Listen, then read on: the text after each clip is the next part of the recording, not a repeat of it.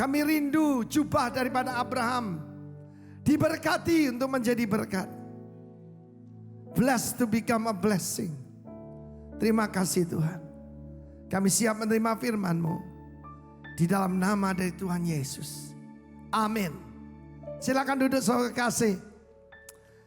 Dalam perenungan daripada tema kita Winter of Divine Power, maka salah satu divine power itu adalah transformation power. Kuasa mentransformasi. Matius pasal 5 mulai ayat 13. Kamu adalah garam dunia. The salt of the earth. Garam bumi. Jika garam itu menjadi tawar, dengan apakah ia diasinkan? Tidak ada lagi gunanya. Good for nothing. Selain dibuang dan diinjak orang. Ada dua pilihan buat hidup kita, good atau good for nothing. Saya percaya tidak ada satupun yang ingin hidupnya sia-sia. Kamu adalah terang dunia. You are the light of the world. Kota yang terletak di atas gunung tidak mungkin tersembunyi. Lagi pula orang tidak menyalakan pelita lalu meletakkannya di bawah gantang. Gantang berbicara kehidupan suke, kehidupan jiwani, kehidupan badani kita. Melainkan di atas kaki dian. Sehingga menerangi semua orang dalam rumah itu. Demikian hendaknya terangmu bercahaya di depan orang. Supaya mereka melihat perbuatanmu yang baik. Bukan khotbahmu yang baik. Bukan penghidupanmu yang baik. Tapi perbuatanmu yang baik. Dan memuliakan siapa? Bapakmu yang di sorga. Hidup yang berdampak adalah kerinduan setiap orang. Mungkin yang paling dasar cuma minta sandang pangan papan. Tetapi setelah punya itu semua tentu saja mereka berpikir, kenapa aku dibiarkan hidup di dunia? Hidup ini untuk apa? Saudaraku seorang laki-laki udah tua namanya Abram dulunya namanya.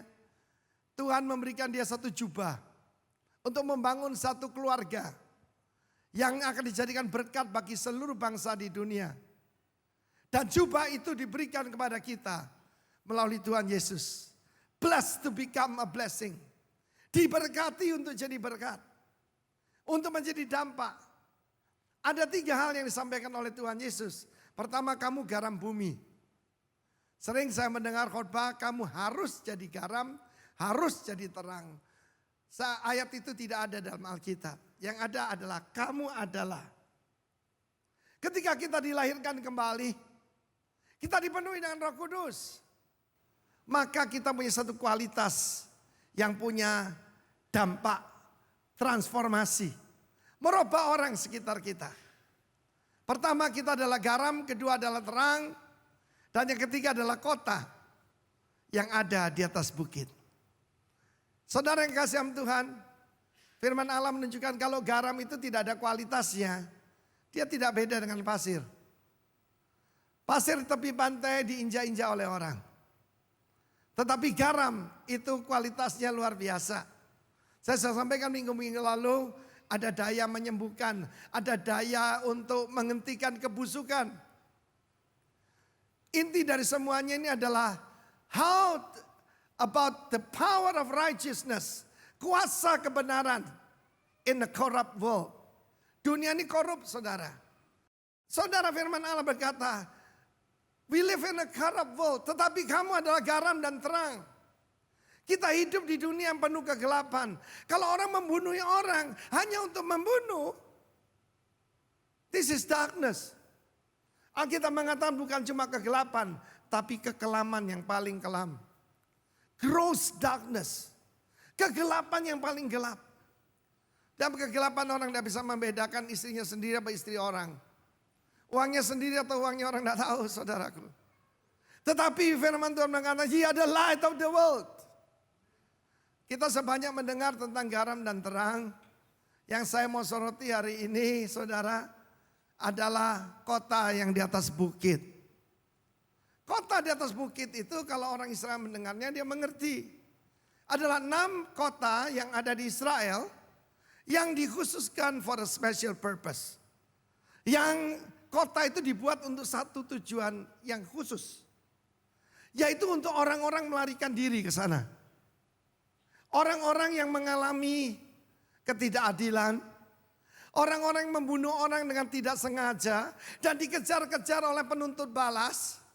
Mereka bersiap bisa pergi ke kota itu. Dan kota itu sengaja dibuat terang benderang. Keenam kota ini didirikan di atas tempat yang tinggi. Dan setiap malam disekitari oleh obor-obor yang sangat besar. Zaman dulu belum ada solar system, belum ada listrik, adanya obor.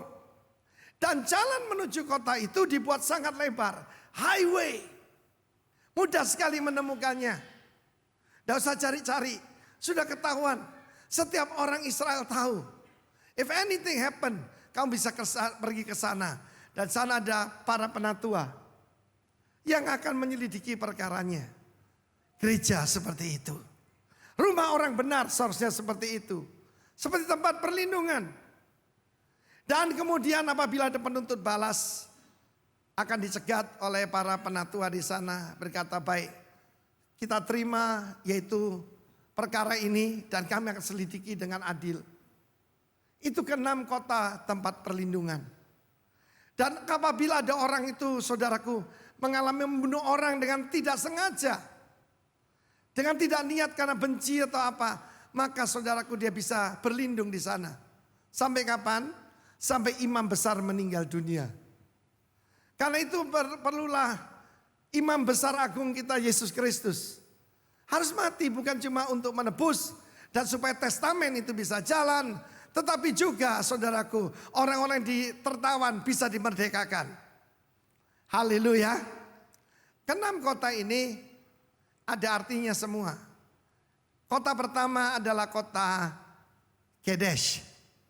Kedesh ataupun Kados itu kudus. Kudus itu separated, dipisahkan, suci. Saya percaya ciri utama daripada komunitas orang percaya adalah kesucian. Karena itu hati-hati dengan pengajaran yang mengatakan bagaimanapun caramu hidup, Tuhan tetap mengasihi engkau, tetap berkenan kepadamu. Jangan percaya pengajaran semacam itu. Because God is holy. Dan dia tidak bisa dipersekutukan dengan yang najis. Yang kedua, kota Shechem. Shechem itu artinya punggung ataupun pundak. Bersedia menanggung beban. Dan juga saudaraku bersedia bertanggung jawab. Kita perlu orang yang bertanggung jawab. Dalam Yesaya pasal 9 ayat 6 dikatakan, the government is upon his shoulder. Tentang Tuhan Yesus. Pemerintahan ada di atas bahunya.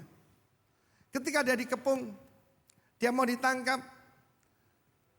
Gembala agung itu berdiri dan berkata, siapa yang kamu cari?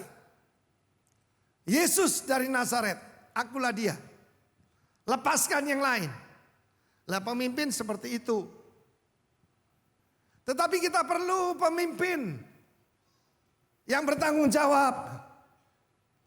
Banyak orang berkata begini, lu yang tanggung, gua yang jawab.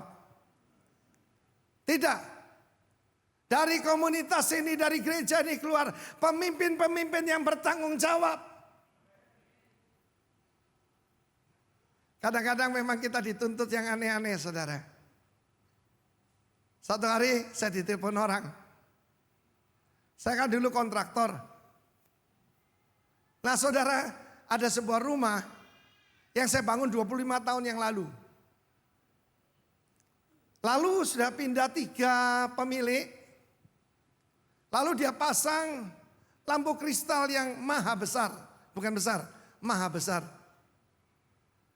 Lalu plafonnya ambruk, yang disalahkan saya. Saya ditelepon. Pak, Bapak kan pendeta ya. Ini plafonnya ambruk, saya minta Bapak ganti. Termasuk lampunya. Loh, kapan? Kontraktor itu tanggung jawab bangunan 1 tahun. Paling lama. Guarantee itu 1 tahun. Ini 25 tahun. Yang masang lampu juga bukan saya. Saudara, bahkan yang jual lampu telepon saya, Pak, ojo diladeni. Dan semua orang berkata, Pak itu tidak masuk akal. Tapi saya perwakilan kerajaan Kristus. Saudara tahu yang saya lakukan? Saya ganti. Itu menghabiskan gaji saya 1 bulan. Tidak apa-apa. Tuhan ganti berlipat kali ganda. Kita perlu pemimpin yang bertanggung jawab, saudara. Mungkin perbuatan saya bodoh. Tetapi perkataan itu, Bapak kan pendeta. Saya dituntut lebih dari kontraktor biasa. Yang ketiga, firman Tuhan mengatakan kota perlindungan itu adalah Hebron. Hebron sampai sekarang adalah tempat, yaitu makam daripada patriark-patriark Abraham, Ishak, Yakub, Yusuf juga dikuburkan di sana. Cuma kubur Yusuf tidak terdeteksi, yang ada 3 itu. Tetapi Hebron berarti persekutuan. Ketika David menjadi raja pertama atas suku Yehuda, dia diurapi di Hebron. Apa dibutuhkan dari sebuah gereja? Dari satu pribadi dan satu komsel, daripada satu rumah anak Tuhan, fellowship. Fellowship dibutuhkan, saudara. Betul? Kenapa saudara berkumpul di sini? Kita perlu persekutuan yang baik. Sebab persekutuan yang buruk, pergaulan yang buruk merusak kebiasaan yang baik. Hati-hati dengan siapa kita bergaul. Mau tahu masa depanmu? Lihatlah siapa yang berkumpul dengan engkau.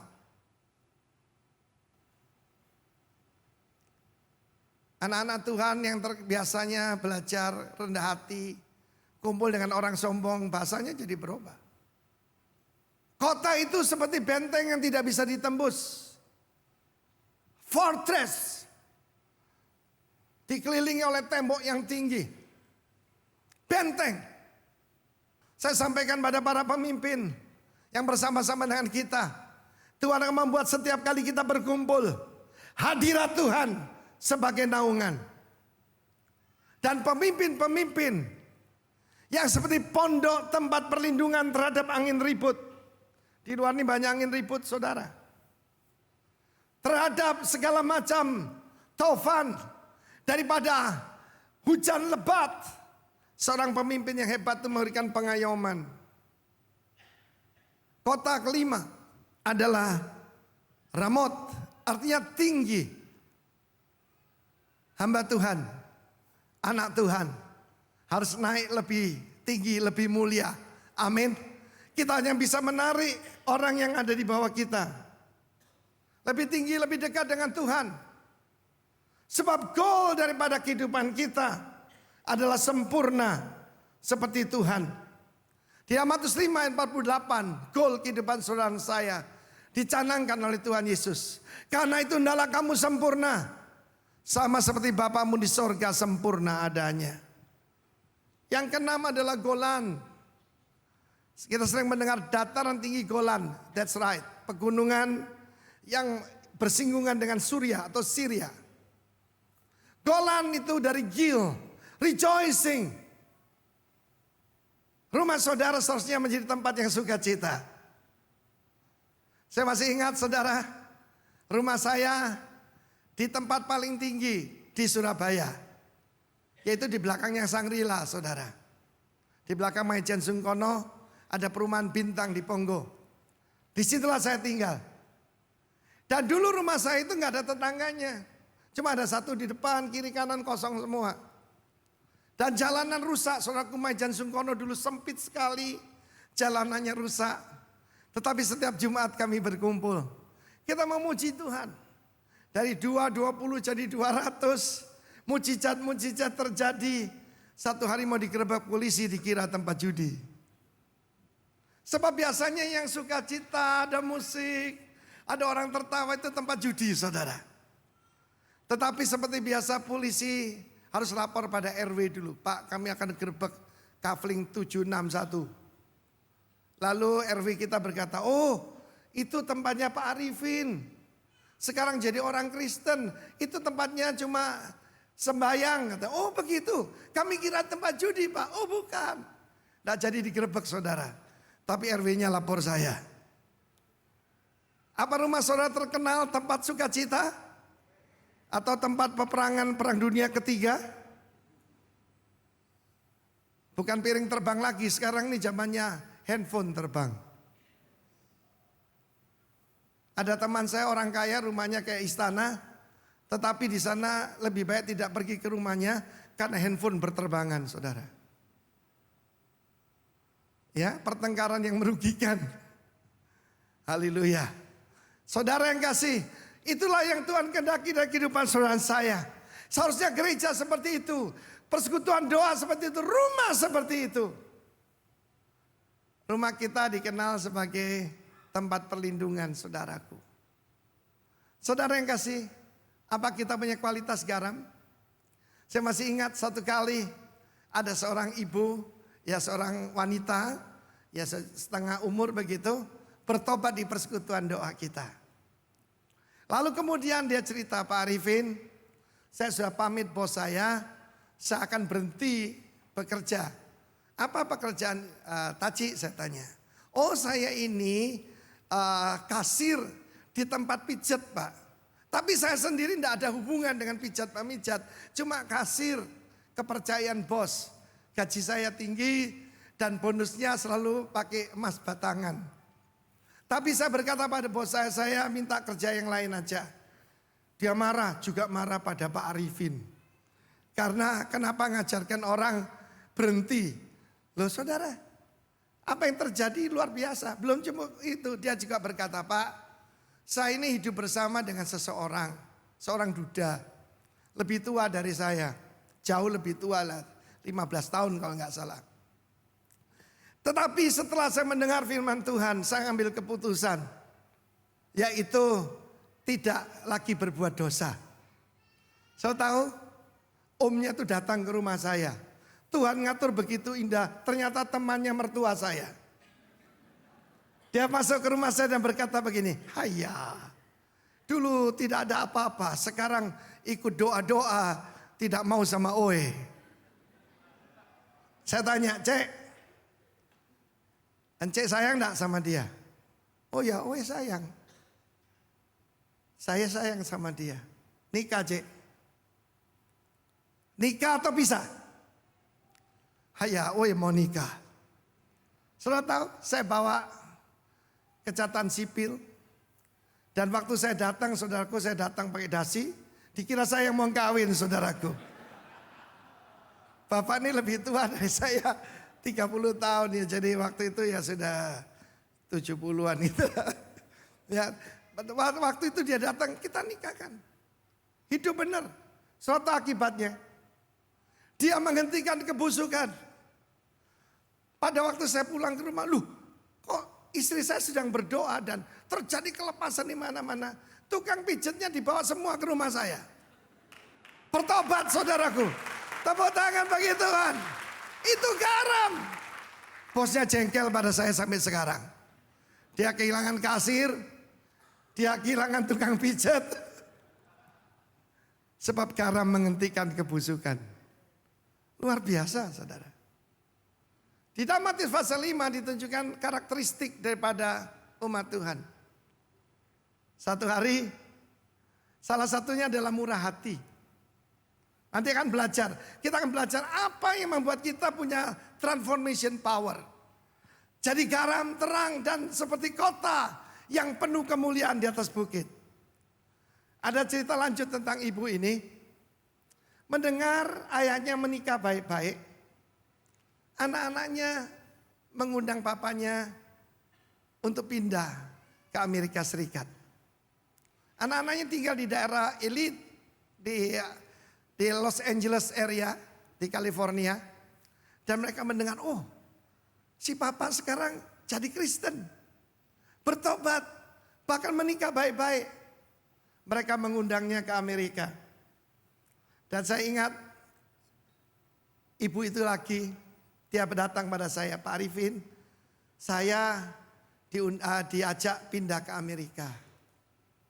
Rumah saya persembahkan buat pekerjaan Tuhan. Saya ingat saya datang ke rumahnya. Lalu saya tanya, Ci, yang diserahkan Tuhan yang mana? Dia bilang, ya semua Pak. Termasuk tempat tidur, spray, dia ngomong panci-panci, semua. Saya cuma bawa ini. Saya lihat koper kecil sekali saudara. Waktu dia ngomong saya nangis saudara. Luar biasa. Dia hidup terhormat. Saya ketemu lagi di Amerika. Saya ditunjukkan rumahnya saudara. Rumahnya kayak White House kecil saudara. Tepuk tangan buat Tuhan Yesus. Saudara-saudara yang akan dibaptis siap untuk mengalami perubahan. Saya rindu seperti dikatakan dalam Kisah Para Rasul. Tidak ada yang miskin di antara mereka. Tuhan tidak berkata semuanya jadi konglomerat. Tetapi Tuhan menjanjikan tidak ada yang miskin di antara mereka. Tepuk tangan buat Allah kita. Kerajaan Allah adalah kerajaan yang berlimpah. Tepuk tangan yang meriah saudaraku. Kota yang di atas bukit tidak mungkin tersembunyi. Dan nanti teman-teman mereka berkata, "Lu kok hidupmu berubah?" Tuhan Yesus, tempat ini tidak akan cukup. We believe in the transformation of society. Transformasi masyarakat. Bukan cuma happy-happy, ya happy, ya. Tetapi perubahan. Kuasa daripada kerajaan sorga. Nah saudaraku, ada 4 langkah yang kita perlu lakukan. Pertama, mengajarkan kingdom mindset.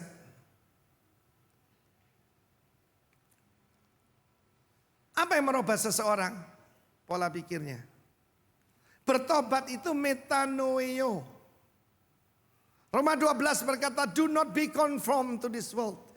Jangan mau dijadikan sama seperti dunia ini.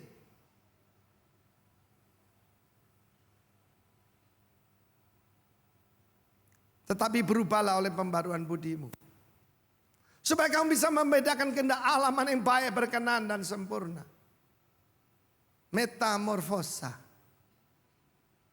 Saya waktu datang pada Tuhan, bapak-bapak dan ibu-ibu yang akan dibaptis, saya dalam keadaan melarat, bahkan bangkrut.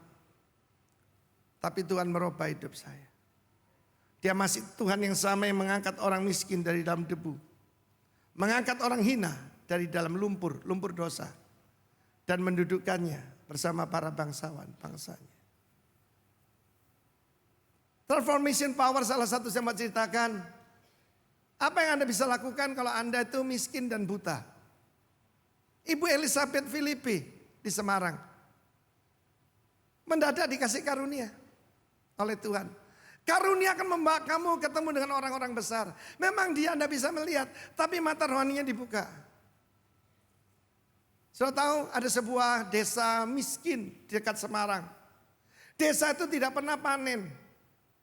Desa itu dalam keadaan sangat melarat. Lalu persekutuan yang dipimpin oleh Elizabeth Filipi mengambil keputusan, kita jadikan pilot project.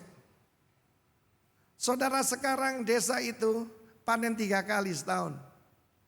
Dan dia datangkan yaitu para ahli, yaitu pertanian untuk mendidik bagaimana mengolah tanah dengan baik.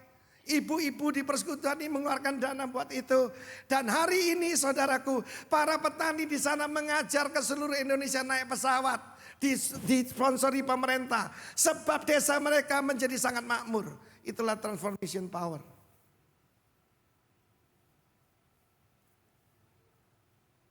Number 1, we live by dying. Saudara, ada pengajaran belakangan ini tidak perlu menyangkal diri. Doa yang keterlaluan tidak perlu. Mengaku dosa pun tidak perlu. Jangan percaya yang seperti itu. Perkataan Tuhan Yesus tidak berubah. Mereka berkata, orang-orang tertentu itu berkata, oh yang pengajaran Yesus itu Yesus sebelum bangkit. Itu tidak perlu. Dan apa yang diajarkan? We live by dying. Menyalibkan daging. Disiplin rohani itu ditentang sekarang.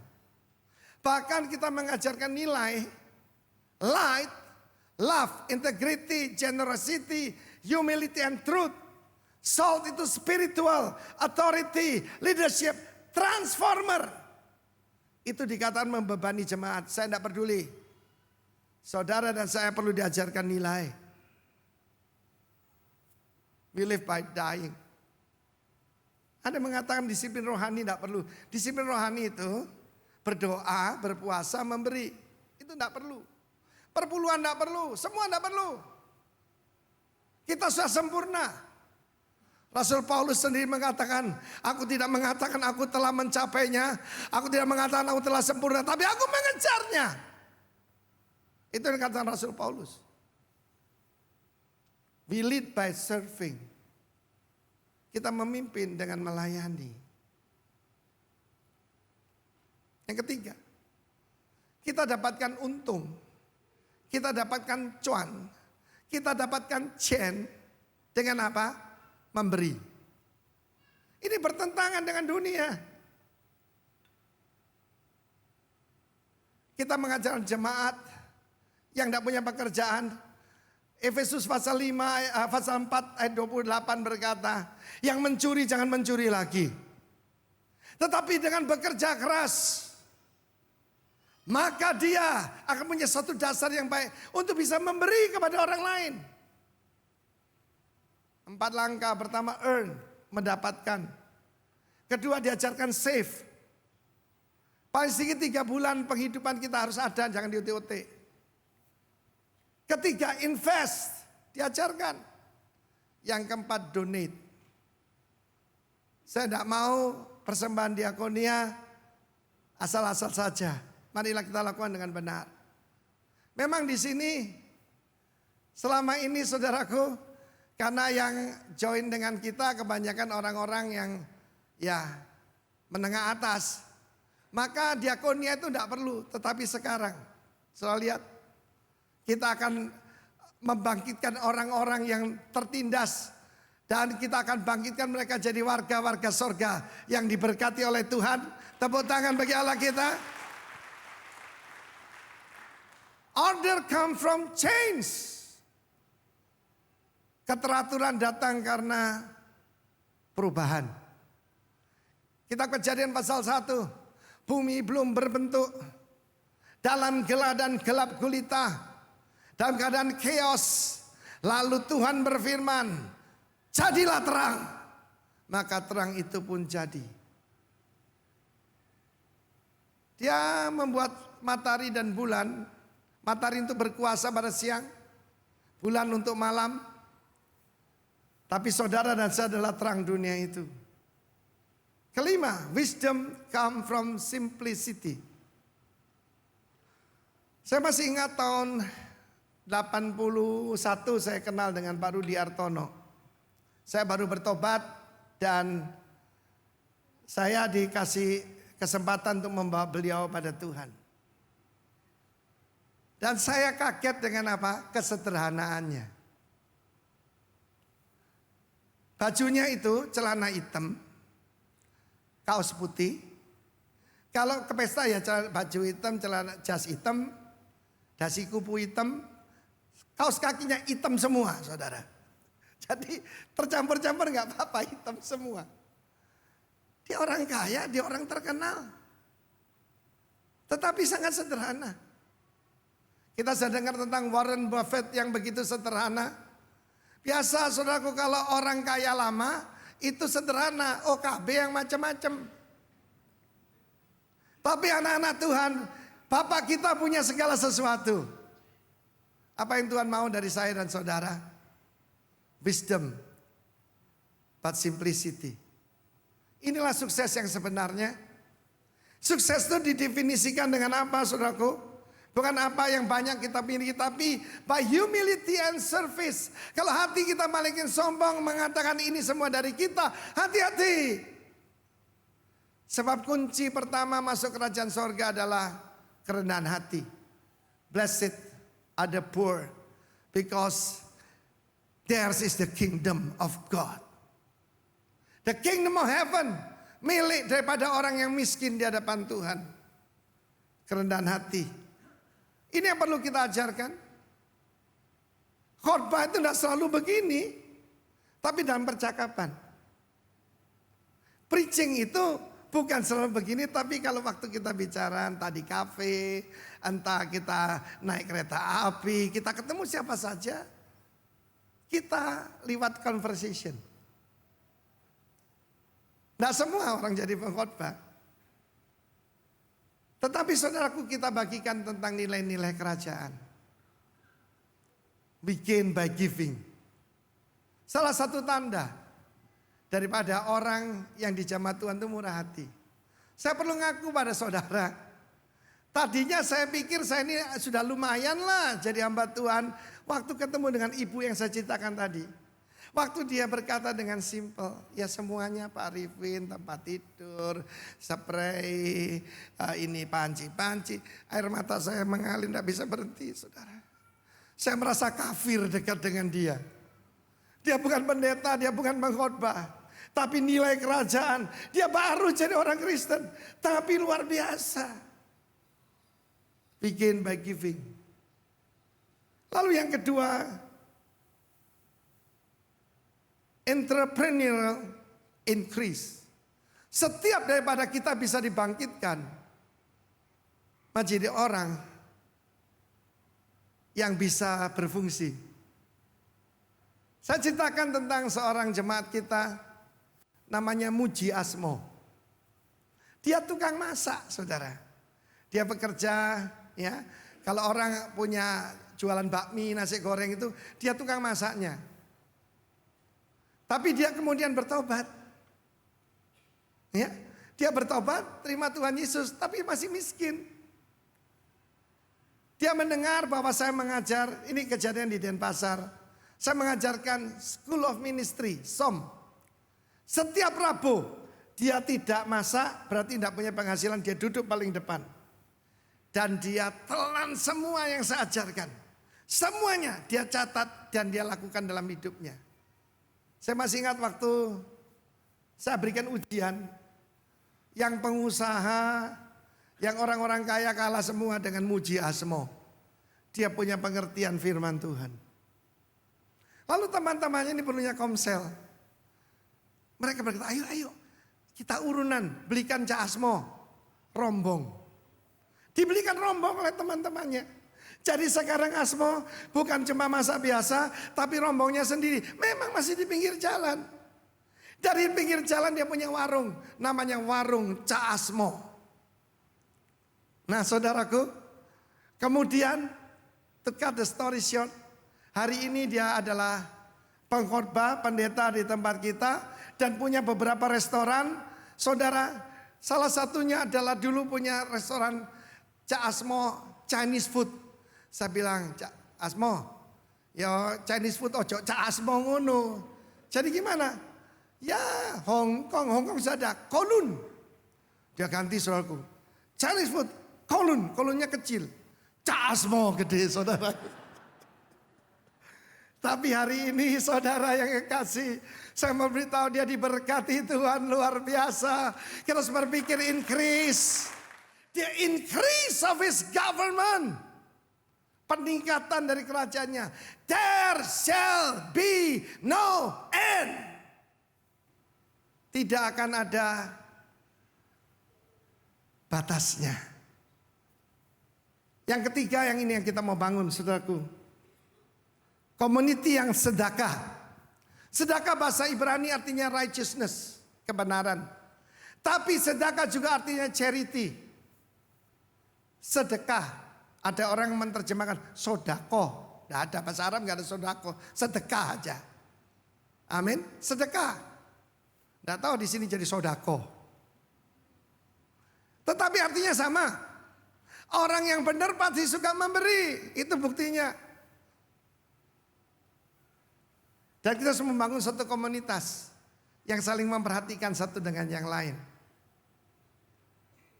Kita lihat bagaimana mertua dari Musa mengatakan, pilihlah para pemimpin yang takut akan Tuhan, yang menjauhi suap, yang terkenal baik, Angkat mereka jadi pemimpin. Pemimpin 10, 50, 100, 500, 1000.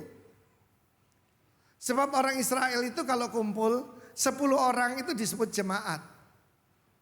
Dan apa tugasnya? Saling memperhatikan. Tanya, kamu keahliannya apa? Lalu mereka membuat bisnis bersama-sama untuk kepentingan bersama. Gereja mesti seperti itu. Komsel bukan cuma nyanyi. Firman Tuhan juga perlu, tapi saling membangun lebih perlu. Saling membangun juga bukan berkata Tuhan akan tolong kamu, tapi ditolong.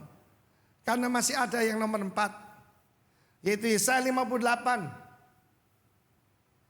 Kita baca Ulangan 15 ayat 7 sampai 11. Yesaya 58 adalah ibadah yang sejati. Membawa orang lapar masuk ke dalam rumahmu. Amin. Memberikan pakaian kepada orang yang tidak punya pakaian. Memberikan tumpangan pada orang yang tidak punya tempat tinggal. Jika sekiranya ada di antaramu seorang miskin, salah seorang saudaramu dalam salah satu tempatmu di negeri yang diberikan padamu oleh Tuhan Allahmu, maka janganlah engkau menegarkan hati atau menggenggam tangan terhadap saudaramu yang miskin itu. Bahasa Inggris berkata, you shall not harden your heart, nor shut your hand from your poor brother. Jangan menutup tangan, menggenggam terlalu kuat terhadap saudaramu yang miskin. Tapi engkau harus membuka tangan lebar-lebar baginya dan memberi pinjaman kepada dengan limpahnya, cukup untuk keperluannya seberapa ia perlukan. Hati-hatilah supaya jangan timbul dalam hatimu pikiran dursila demikian. Sudah dekat tahun ke-7, tahun penghapusan hutang, dan kau menjadi kesal terhadap saudaramu yang miskin itu, dan engkau tidak memberikan apa-apa kepadanya. Maka berseru pada Tuhan tentang engkau, dan hal itu menjadi dosa bagimu. Engkau harus memberi kepadanya dengan apa? Limpahnya. Dan jangan hatimu berduka cita apabila engkau memberi kepada, sebab oleh karena hal itulah Tuhan Allahmu akan memberkati engkau. Perhatikan ini, siapa mau diberkati dalam segala usahanya? Angkat tangan, angkat tangan. Engkau harus memberi. Memberi kepadanya dengan limpahnya, jangan hatimu berduka cita.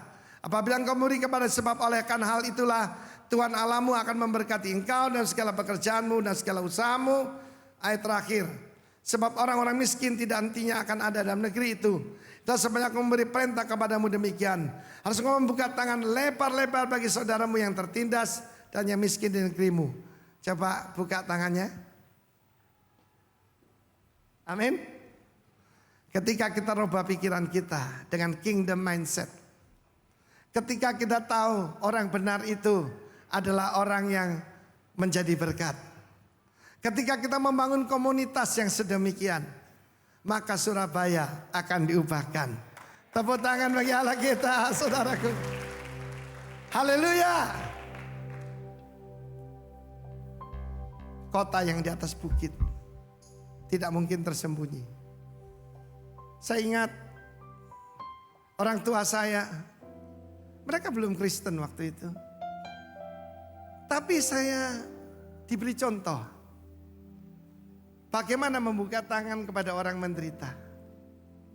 Orang itu kalau ada kesulitan mesti datang ke rumah kita. Waktu saya remaja, saya itu biasa tidur sendiri.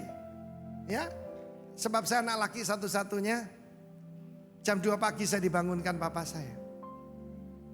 Seorang teman papa saya baru dianiaya kucing garong.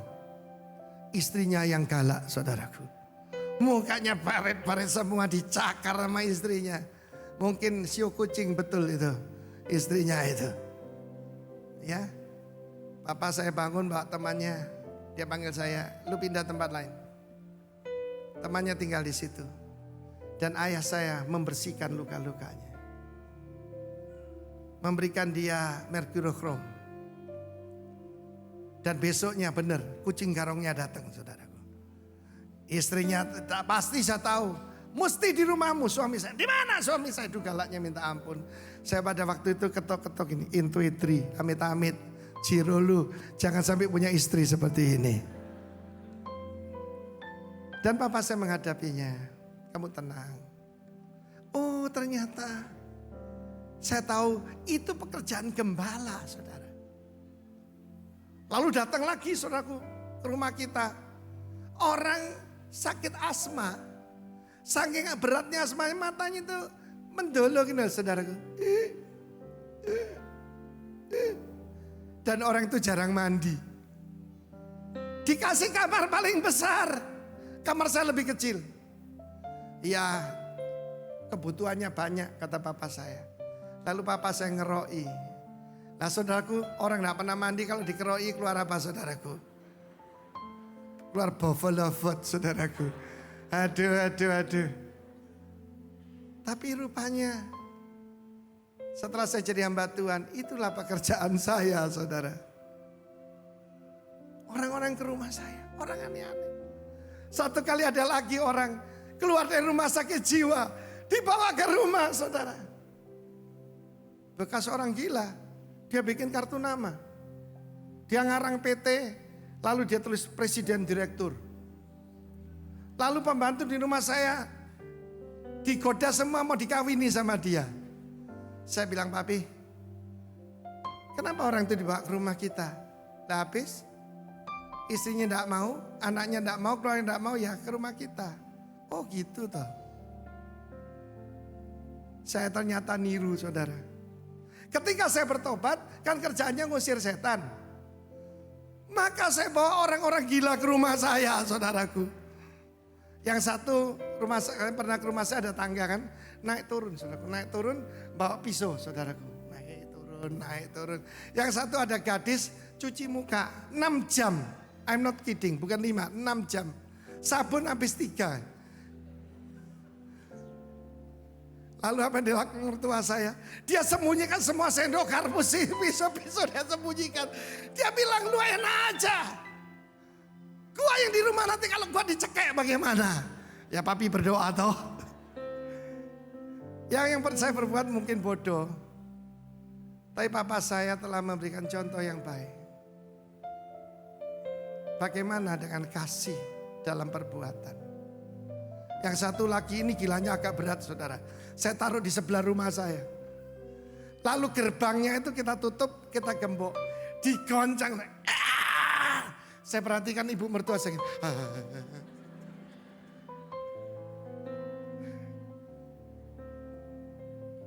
Tetapi di dunia ini banyak orang tidak punya tempat tinggal. Mari saya mengajak kita Mazmur, lihat Mazmur 107 ini benar terakhir, saudara, benar terakhir. Tentang kota di atas bukit, saudara. Oke. Mazmur 107, mulai ayat keempat. Ada orang-orang yang mengembara di padang belantara. Jalan ke kota tempat kediaman orang tidak mereka temukan. Mereka lapar dan haus. Jiwa mereka lemah lesu dalam diri mereka. Maka berseru-serulah mereka pada Tuhan dalam kesesakan mereka. Dan dilepaskannya mereka dari kecemasan mereka. Dibawanya mereka menempuh jalan yang lurus. Sehingga sampai ke kota tempat kediaman orang. Bila mereka bersyukur pada Tuhan karena kasih setianya. Karena perbuatan-perbuatan yang ajaib terhadap anak-anak manusia. Sebab dipuaskannya jiwa yang dahaga. Dan jiwa yang lapar dikenyangkannya dengan kebaikan.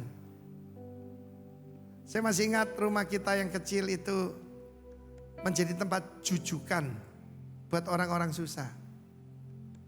Orang-orang aneh dibawa ke tempat kita.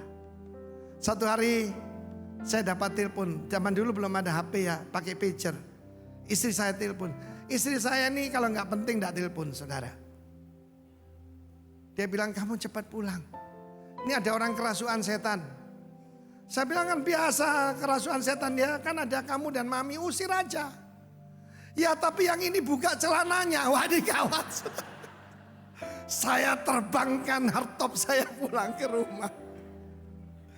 Dan saya lihat orang itu saudaraku.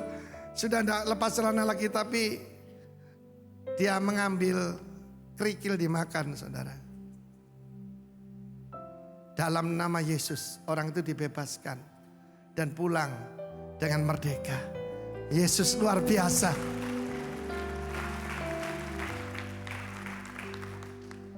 Saya bisa cerita sampai pagi. Orang yang berjalan mengembara, lapar dan haus, tidak tahu mesti ngapain. Dan Tuhan menuntun ketemu dengan Anda, ketemu dengan rumahmu, keluargamu, persekutuan, komsel yang kamu pimpin. Jadikan itu kota tempat kediaman orang, kota perlindungan. Kudus, bertanggung jawab, ada fellowship, seperti benteng, tinggi dan tempat bersuka cita. Tuhan memberkati kita semua.